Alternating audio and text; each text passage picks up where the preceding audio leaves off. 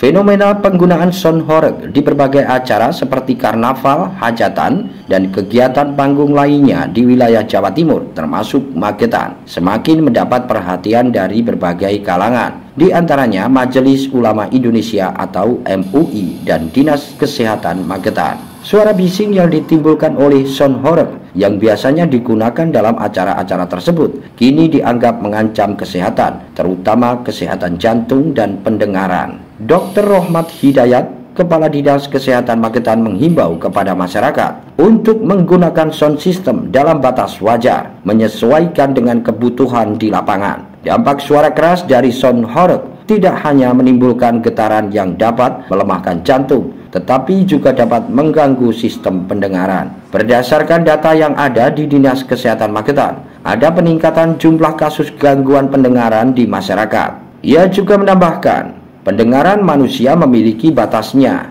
Ketika frekuensi suara terlalu keras, telinga tidak dapat lagi mengolahnya dengan baik, sehingga dapat menyebabkan gangguan pendengaran. Ia berharap penggunaan sound horeg tidak lagi terjadi di Magetan. Berdasarkan data Dinas Kesehatan Magetan, sebanyak 1024 warga mengalami gangguan pendengaran akibat paparan suara keras.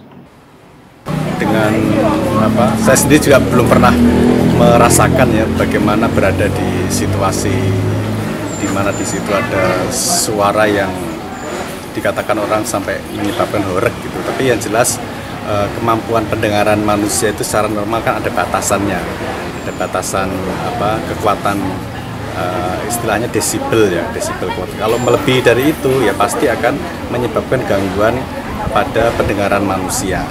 Utamanya pasti yang paling akan terdampak adalah pada gendang telinga kita, kemudian ya pada organ-organ pendengaran kita, yang intinya suaranya terlalu berlian itu pasti ya bisa menyebabkan gangguan pendengaran. Tentunya kalau lebih pasti dampak secara medis ya lebih baik ini yang berbicara dokter spesialis THT. Tapi secara umum bahwa memang sebaiknya kita hindari ya telinga kita untuk membiasakan mendengar suara-suara yang terlalu tinggi dengan desibel yang tinggi, frekuensi tinggi itu kan tidak baik untuk kesehatan pendengaran.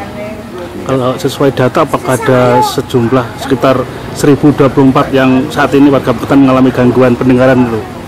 Ya, kalau gangguan pendengaran secara umum memang banyak kita temukan ya, karena kita juga melakukan pemeriksaan kesehatan secara rutin terhadap anak-anak sekolah, kemudian juga kegiatan integrasi layanan primer yang kita lakukan di Posyandu itu juga salah satunya adalah screening kesehatan pendengaran. Ya, itu memang kita temukan beberapa mengalami gangguan pendengaran, tapi itu secara kan banyak ya gangguan pendengaran itu kan mulai dari yang disebabkan karena adanya kotoran telinga yang menumpuk terlalu banyak, itu juga bisa menyebabkan gangguan pendengaran. Kemudian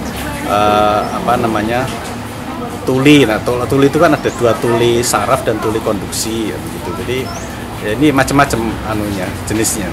Itu termasuk suara bising juga yang berlebihan. Ya, suara bising yang berlebihan, misalnya kita bekerja di tempat yang di situ sumber suaranya terlalu ini, kan kita memang dianjurkan untuk pengamanan menggunakan alat pelindung pendengaran itu ya. Dari Magetan, Tim Liputan Garda TV.